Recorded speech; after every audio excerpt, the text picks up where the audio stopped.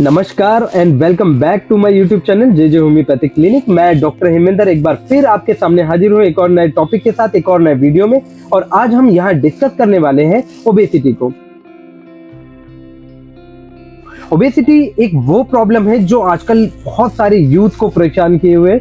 ये 30 से लेके 35, 40 और इसके बाद की एज ग्रुप्स के लिए तो ये बहुत ज़्यादा ही परेशानी वाला सबब देने लगा है। मैं लोगों में देखता हूँ कि मेटाबॉलिक डिसऑर्डर इतना ज़्यादा बढ़ने लगा है कि स्लो मेटाबॉलिज्म की वजह से उनके अंदर फ्लैबीनेस बहुत ज़्यादा बढ़ने लगी है, बेली फैट बहुत ज़्यादा एग्रेवेट होने लगा है और इसी के साथ साथ उनको डिप्रेशन, एंजाइटी की वजह से इसमें स्ट्रेस से होकर भी गुजरना पड़ता है। तो क्या ऐसे कारण हैं जो ओबेसिटी बहुत ज़्यादा कॉमन करने लगा है आजकल के यूथ में, और इसी के साथ साथ उसमें उनको और बीमारियों का भी खतरा बढ़ने लगा है। तो वीडियो को लेकर आगे बढ़ते हैं और जानते हैं इन सभी कारणों के बारे में और इनके मैनेजमेंट के साथ साथ इसके ट्रीटमेंट के बारे में भी बात करेंगे। मैं यहाँ ऐसी मेडिसिन के बारे में आज डिस्कस करूंगा जो आपके लिए आगे बहुत ज़्यादा लाभकारी होने वाली है। दोस्तों, ओबेसिटी के बारे में बात करें तो ये वो फैट्स होते हैं जो बॉडी में एक्सट्रीमिटी या ट्रंक के एरिया में कहीं भी जमा हो सकते हैं, लेकिन मोस्ट कॉमन एरिया जो आप इसमें विजिबिलिटी देख पाएंगे वो होता है वेस्ट एरिया। और इसी के साथ साथ ट्राइसेप्स के आसपास भी ये बहुत ज़्यादा लोगों को डोमिनेट करके जम जाता है। ये इस तरह से जम जाता है कि उनकी मोबिलिटी बहुत ज़्यादा डिस्टर्ब हो जाती है। और डिस्टर्ब्ड मोबिलिटी के अलावा भी इसके बहुत सारे दुष्प्रभाव है। मैं लोगों में देखता हूँ कि ओबेसिटी बढ़ने के बाद उनको डायबिटीज जरूर हो जाती है, कोलेस्ट्रॉल से होकर गुजरना पड़ता है, हाइपरटेंशन एक प्रॉब्लम है। इसी के साथ साथ उनको जॉइंट्स में भी बहुत ज़्यादा परेशानियाँ होने लगती है।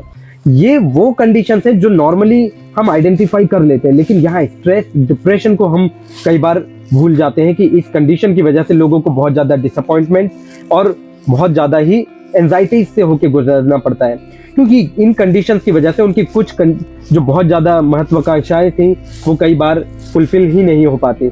लोग चाहते हैं कि उनका बॉडी एकदम फिट रहे, उनकी बहुत ज़्यादा डिज़ायर होती है कि इंटरनली कहीं ना कहीं वो एक हेल्थ अटेन करना बहुत ज़रूरी चाहते हैं, लेकिन अगर ऐसा ना हो तो वो डिसअपॉइंट हो जाते हैं। यहाँ अगर हम बात करें कि इसके कारणों में क्या बहुत ज़्यादा कॉमन है, तो सबसे पहले कारणों में मैं मेटाबॉलिज्म को जरूर डिस्कस करना चाहूँगा, क्योंकि अर्ली चाइल्डहुड से लेकर टीनेज तक और टीनेज के बाद बहुत ज़्यादा एडल्टहुड के बीच भी हमारा मेटाबॉलिज्म बिल्कुल स्पेसिफिकली प्योरीफाइड तौर पे चलता रहता है। लेकिन उसके बाद ऐसा क्या हो गया कि मेटाबॉलिज्म स्लो डाउन हो जाता है और उसी के साथ साथ बेली फैट और ये अनवांटेड फैट एक्यूमुलेशन बढ़ जाता है।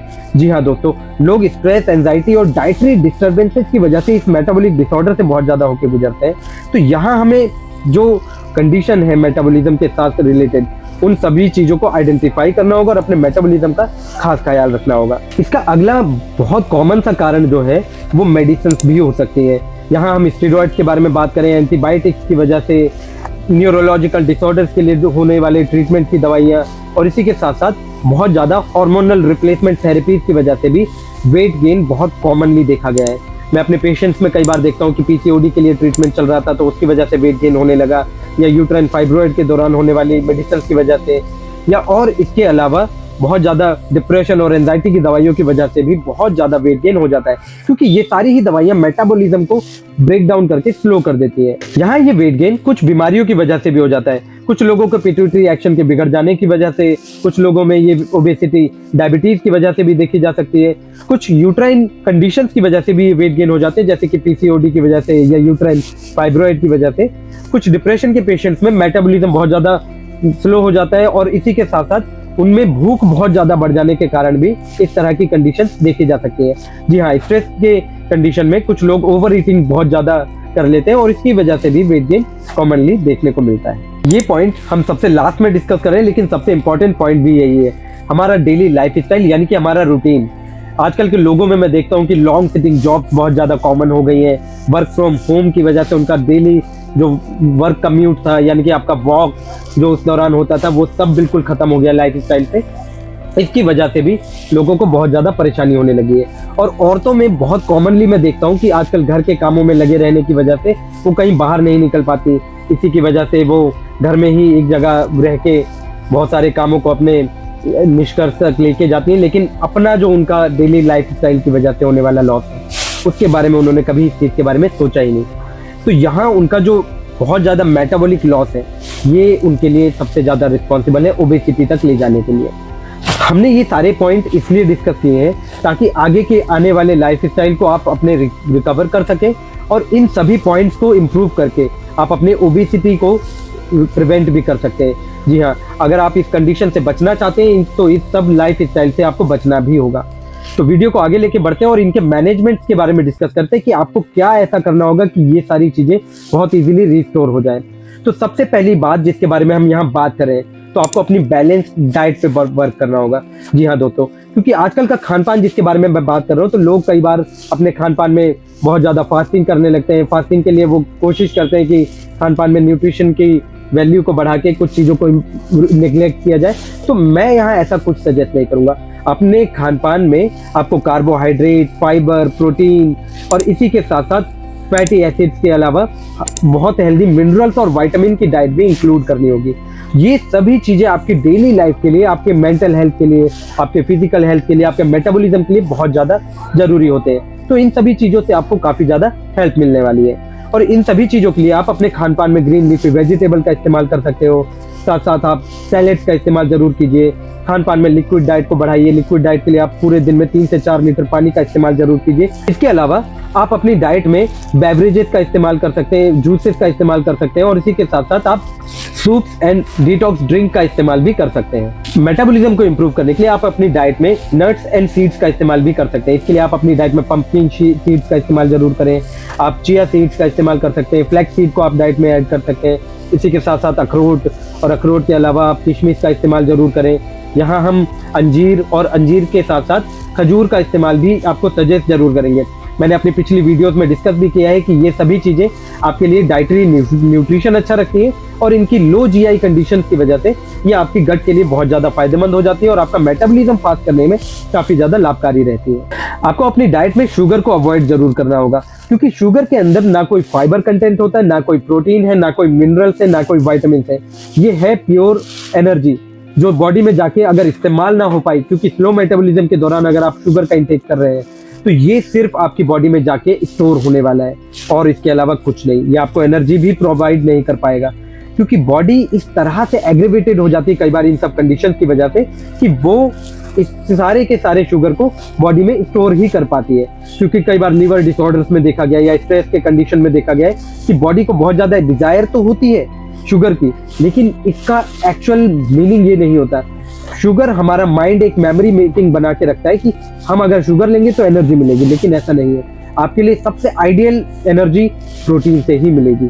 अगर आप प्रोटीन ले रहे हैं तो अच्छी बात है, नहीं तो शुगर आपका बॉडी में स्टोर ही होने वाला है। आपको डेली लाइफ में खान पान भी बहुत समय से लेना होगा। आपको 3 टाइम प्रॉपर मील और इसी के अलावा प्रॉपर फाइबर के साथ साथ प्रोटीन डाइट बीच बीच में जरूर लेनी होगी। ये स्नैक्स के रूप में भी हो सकती है, लेकिन अगर आप स्टारवेशन से होकर गुजर रहे हैं, जो मैं बिल्कुल सजेस्ट नहीं करूँगा, क्योंकि आप आजकल मैं लोगों में देखता भी हूँ कि कई बार वो बॉडी के वेट को कम करने के चक्कर में स्टारवेशन से होके गुजरते हैं, इंटरमिटेंट फास्टिंग से होके गुजरते हैं। वो इंटरमिटेंट फास्टिंग भी बहुत ज़्यादा सीवियर तरह की करते हैं कि रात को 9 बजे खाना खा रहे हैं, दोपहर 2 बजे ही जाके लंच हो रहा है। तो ऐसा भी बिल्कुल मैं सजेस्ट नहीं करूँगा, क्योंकि अगर आप प्रॉपर मील नहीं ले रहे हैं तो आपकी बॉडी को जो एनर्जी की ज़रूरत है वो अपने आप को ट्रिगर बैक करेगी कि ये जो एनर्जी लॉस मुझे हो रहा है इसको रीस्टोर करने के लिए उसको एक स्टोरेज मैकेनिज्म चलाना होगा। ये प्रूवन साइंटिफिक फैक्ट है कि अगर आप बहुत ज़्यादा लंबे समय के लिए स्टार्व कर रहे हैं अपने आप को तो बॉडी स्टोर करना बहुत ज़्यादा चालू कर देती है एनर्जी को। तो ये भी ओबेसिटी का एक कारण होता है। तो प्रॉपर मील अगर आप लेंगे तो आपका मेटाबॉलिज्म बहुत अच्छा काम करेगा और यही प्रॉपर मील आपके लिए काफ़ी ज़्यादा हेल्पफुल हो जाएगी आपके डाइट को मेंटेन करने के लिए। और इसी के साथ साथ आपको खान पान को अच्छे से चबा चबा कर खाना होगा। ये भी एक अच्छी स्टडी है जिसमें पाया गया है कि अगर आप अपने खान पान को ठीक से चबा के खा रहे हैं, लंबे समय से चबा के खा रहे हैं, तो हर बाइट पे आपका जो च्यूइंग का प्रोसेस है वो आपका दांत ही पूरा कर देगा। ये आपके दांतों का काम होता है कि उसको चबा कर बिल्कुल ब्रेक डाउन कर दे, और आपके दांतों का जो काम है अगर वो पेट को करना पड़े तो यहाँ ये बहुत ज़्यादा गड़बड़ का काम हो जाएगा, क्योंकि बॉडी जो एनर्जी यहीं पे डाइजेस्ट कर लेता वो पेट में जाके अगर प्रोसेस चालू होगा तो यहाँ हम एनर्जी लॉसेस से होके गुजरेंगे, और ऐसा मैं आपके लिए बिल्कुल नहीं चाहूँगा, क्योंकि आपका मेटाबॉलिज्म इस चीज़ से बहुत ज़्यादा अफेक्ट हो जाएगा। आपको अपना सॉल्ट इंटेक भी बहुत अच्छे से कम करना होगा, क्योंकि कई बार मैं लोगों में देखता हूँ कि अलग से भी खान पान के ऊपर सॉल्ट को स्प्रिंकल करके यूज़ कर लेते हैं, या फिर कुछ भी खा रहे हैं तो उसमें अगर नमक की कमी है तो एक्स्ट्रा नमक ऐड ही कर लिया। नहीं, बिल्कुल भी ऐसा मैं सजेस्ट नहीं करूँगा। ये जो एक्स्ट्रा नमक आप ले रहे हैं वो आपके बॉडी में वाटर रिटेंशन बहुत ज़्यादा करेगा, और इसी की वजह से आपको फ्लैबीनेस और ब्लॉटिंग बहुत ज़्यादा बढ़ने लगेगी, और इसी ब्लॉटिंग की वजह से आपका मेटाबॉलिज्म स्लो डाउन हो जाएगा और ओबेसिटी बढ़ने लगेगी। तो ये कंडीशन अगर आपको इम्प्रूव करनी है तो आपको सॉल्ट इंटेक भी बिल्कुल ख़त्म करना होगा। अगर आप इस तरह से अपने बॉडी को मेंटेन कर पाए तो आपका ये मेटाबॉलिज्म बहुत जल्दी ही फास्ट हो जाएगा और आपकी सारे अनवांटेड फैट रेजोल्यूट होने लगेंगे। इसके अलावा अगर हम बात करें कि किन मेडिसिन से आपको इसमें लाभ बहुत अच्छा मिलेगा, तो पहली मेडिसिन जिसके बारे में हम बात कर रहे हैं, होम्योपैथी में ये बहुत अच्छी मेडिसिन है जिनका बहुत अच्छा मैं रिस्पॉन्स देख चुका हूँ और काफ़ी ज़्यादा लाभकारी भी पाई जाती है। तो पहली मेडिसिन है कल्केरिया कार्ब। ये आपके मेटाबॉलिज्म के डिसऑर्डर्स के लिए सबसे अच्छी मेडिसिन मानी जाती है। तो आपको किसी भी तरह का स्लो मेटाबॉलिज्म से होके गुजरने का अगर सिम्टम नजर आए तो आप कल्केरिया कार्ब का इस्तेमाल कर सकते हैं, इससे आपको काफ़ी ज़्यादा लाभ मिलेगा। दूसरी मेडिसिन जिसके बारे में हम बात कर रहे हैं वो है नैट्रम्यूर। नैट्रम्यूर भी उन मेटाबॉलिक डिसऑर्डर्स के लिए काफ़ी ज़्यादा लाभकारी है जो किसी एंडोक्राइन कंडीशन की वजह से आपको झेलनी पड़ रही है। यहाँ हम उन कंडीशंस को भी डिस्कस करेंगे, जैसे स्टारवेशन की वजह से या स्ट्रेस डिप्रेशन की वजह से अगर आपको बहुत ज़्यादा ओबेसिटी से होकर गुजरना पड़ रहा है तो नैट्रम्यूर ही वो मेडिसिन है जो इन सारे ही सिम्टम्स को रिस्टोर करने में काफ़ी ज़्यादा आपके लिए लाभकारी होने वाली है। तीसरी मेडिसिन के बारे में बात करें तो आप गार्सिनिया कंबोजिया का इस्तेमाल भी कर सकते हैं। ये मेटाबॉलिज्म को इम्प्रूव करने में और आपके बॉडी में स्टोर्ड फैट को ब्रेक डाउन करने में काफ़ी ज़्यादा लाभकारी मेडिसिन है। ये बहुत स्पेसिफिकली आपको बहुत जल्दी ही रिस्पांस भी देगी और काफ़ी अच्छा फायदा आप देख पाएंगे। इसके बाद अगर हम बात करें तो आप फ्यूकस वेसिकुलोसिस का इस्तेमाल भी कर सकते हैं।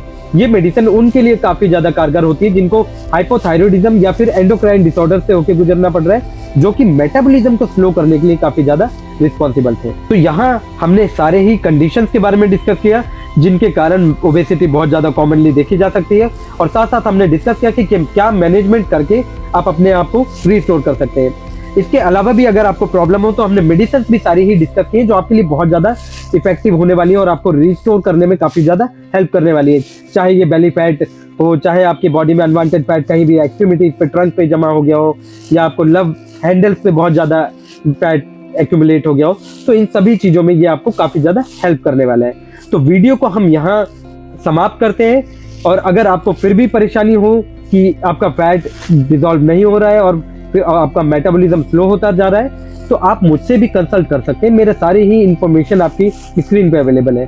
तो यहाँ मैं आपसे विदा चाहता हूँ। मिलते हैं एक और नए वीडियो में एक और नए टॉपिक के साथ।